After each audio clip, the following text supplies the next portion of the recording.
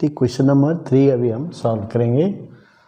Question number 3 में जो पहला पार्ट है, a ray of light enters a rectangular glass slab submerged in water at 55 degree. Does this ray undergo total internal reflection when it moves from water to glass? Justify your answer.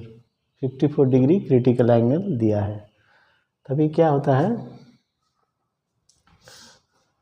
तो ये glass slab है, ये बाहर में water है, ठीक है। When it moves from water to glass, तो वाटर से ग्लास में जाने से ये 55 डिग्री में ये इंसिडेंट है और क्रिटिकल एंगल है 54 डिग्री।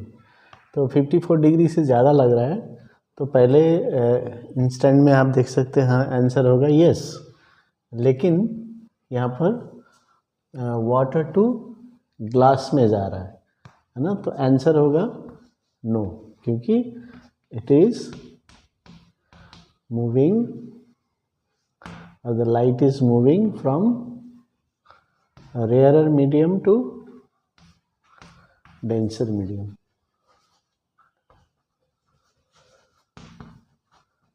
denser medium. तो टोटल इंटरनल रिफ्लेक्शन होने के लिए क्या कंडीशन चाहिए,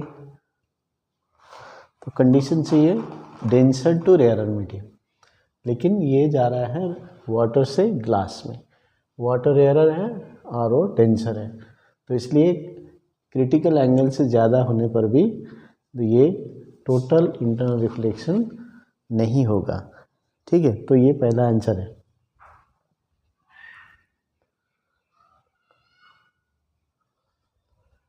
अभी दूसरा क्वेश्चन देखिए, which colour of wire is connected to metal body of appliance. The new convention से, तो मेटल बॉडी में अर्थ वायर होता है ना, तो अर्थ वायर ग्रीन और येलो दोनों ही यूज़ कर सकते हैं।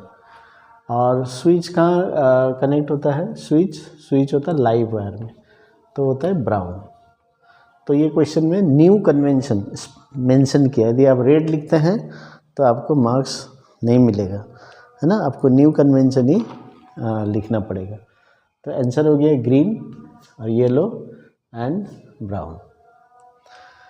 Which of the two, AC और DC, produces varying magnetic field when it flows through a conductor. तो करंट मैग्नेटिक फील्ड बनाता है, और कौन सा करंट जो है वैरिंग है, तो अल्टरनेटिंग करंट।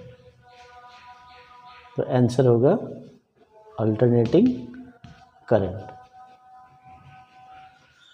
ठीक है, अल्टरनेटिंग करंट।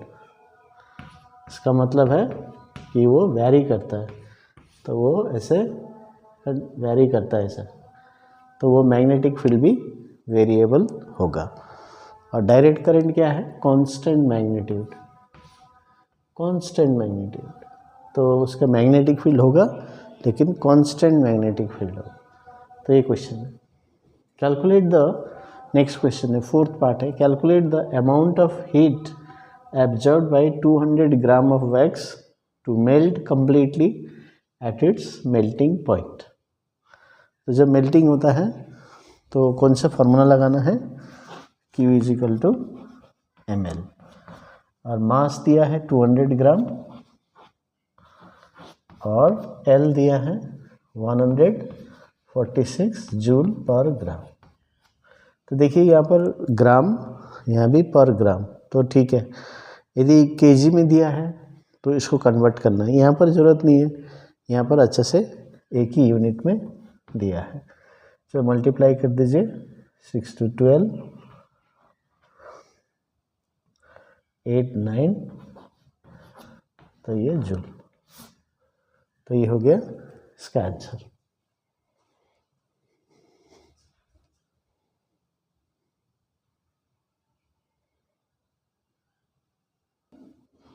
तो क्वेश्चन नंबर 5 इस तरह से है। क्वेश्चन नंबर 5 में एक सोलेनोइड दिया है और स्टील बार दिया है।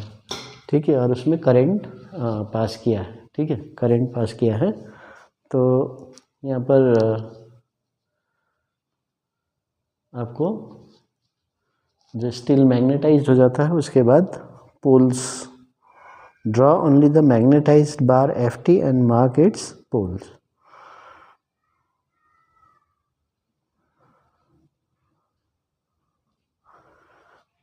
तो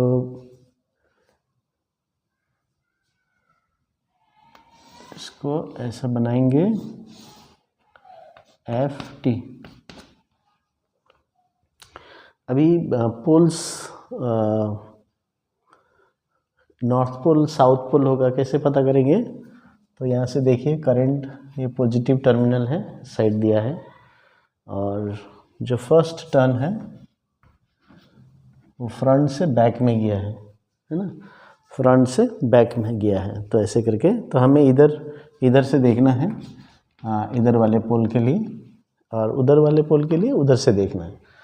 तो चलिए इसको हम देखते हैं यहाँ पर। तो वायर करंट नीचे से आ रहा है, फ्रंट साइड से बैक में जा रहा है, तो ऐसे जा रहा है। तो ये क्या हो रहा है?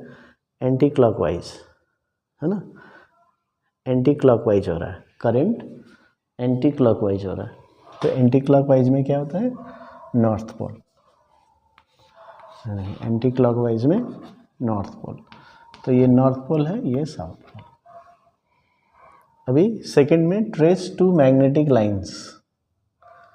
तो ये एक सेंटर में बना दीजिए, नॉर्थ से निकलता है, साउथ में एंटर करता है। और एक और यहाँ बना दीजिए ऐसे, ठीक है, ऊपर भी बना सकते हैं, या ऐसे एक कंप्लीट राउंड भी दिखा सकते हैं। लेकिन आपको इम्पोर्टेंट क्या है? यहाँ से नॉर्थ से निकलेगा, साउथ से एंटर करेगा। तो ये ज़रूरी है दिखाना। तो कोई भी दो लाइंस आप ड्रॉ करके दिखा सकते हैं। तो इधर वाला नॉर्थ, उधर वाला साउथ।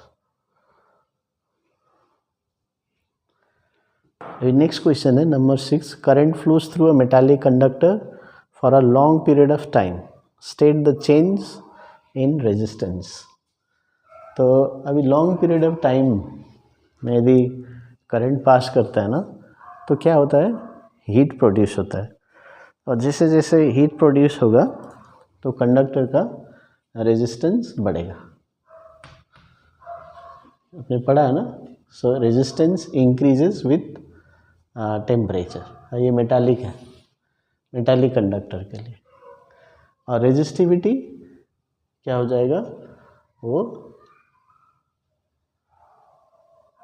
टेम्परेचर के साथ चेंज होगा, तो वो भी चेंज होगा, क्योंकि रेजिस्टिविटी इंक्रीजेस, और resistivity depends on temperature and nature. तो रेजिस्टिविटी भी बढ़ेगा और रेजिस्टेंस भी बढ़ेगा। तो ये हो गया। अभी नेक्स्ट क्वेश्चन है, ये 2 मार्क्स का क्वेश्चन, ये भी 2 मार्क्स। ओके, क्यूरियम का ये दिया हुआ है symbol, atomic number 96, mass number 247, ये दिया हुआ है, और ये रेडियो एक्टिव है, ठीक है। और इसका ग्राफ दिया है, नंबर ऑफ प्रोटॉन्स और नंबर ऑफ न्यूट्रॉन्स। तो ये ग्राफ्स दिए हैं और 4 पॉइंट्स दिए यहाँ पर। तो पहला क्वेश्चन है विच पॉइंट इंडिकेट्स CM। तो अभी यहाँ पर देखेंगे तो प्रोटॉन और न्यूट्रॉन के हिसाब से दिया है ना, तो यहाँ से हमें प्रोटॉन और न्यूट्रॉन निकालना है, तो वहाँ से ही पता चल जाएगा। तो प्रोटॉन होता है ये 96, ये 96, तो इसका मतलब RQP कोई भी हो सकता है ना। ये 3 में से एक होगा। अभी चलिए न्यूट्रॉन हम निकालेंगे। तो न्यूट्रॉन क्या होता है? Mass number minus this 247 minus 96, ये न्यूट्रॉन निकालेंगे। तो क्या हो जाएगा? 7 माइनस 6 1, 4 14 24 माइनस 9 15। तो 151 न्यूट्रॉन्स हो रहे हैं। तो कहाँ पर है 151? ये देखिए यहाँ पर। तो ये 151 96, तो ये है P। So which point indicates curium? Point P। क्योंकि इसका atomic number 96, mass number 151. Which point indicates the daughter nucleus after CM gives 1 alpha and 2 beta particles? ये दिया. अभी जब ये CM एक अल्फा पार्टिकल देगा 96, 247 अल्फा पार्टिकल देने से ये 94 हो जाएगा और ये 243 हो गया. और बीटा पार्टिकल्स देने से क्या होगा, एक बढ़ता है तो 94, 95 हो जाएगा, दो निकलेंगे तो 96 हो जाएगा और मास नंबर में कोई चेंज नहीं आएगा. तो 243 ये हो गया डॉटर न्यूक्लियस. अब डॉटर न्यूक्लियस क्या है 96, तो 96 में ही देखना है, यानी कि R और Q में कुछ हो सकता है. तो अभी प्रोटॉन्स तो पता चल गया, अभी न्यूट्रॉन्स कितना है 243 माइनस 96, सो 13 माइनस 6 7 और यहाँ पर आ गया 23 माइनस 9 14, तो 147 हो गया.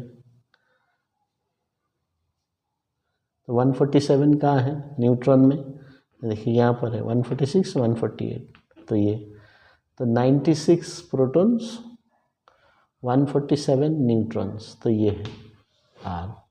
तो आंसर होगा R. सेकेंड आंसर होगा R. अभी थर्ड क्वेश्चन है, state the mass number of the daughter nucleus. Number C. State the mass number of daughter nucleus. तो देखिए हम यहाँ पर ऑलरेडी कर चुके हैं, कितना है मास नंबर 243. ठीक है, और कोई मेथड से करते हैं और पता करते हैं कि इसका 147 है न्यूट्रॉन्स और इसका 90, तो दोनों का ऐड कर दीजिए, सो 243 आ जाएगा. तो इस तरह से ये क्वेश्चन नंबर 3 था, ये 15 मार्क्स का, तो आप देख सकते हैं. तो इस तरह से कॉन्सेप्चुअल क्वेश्चंस आया है.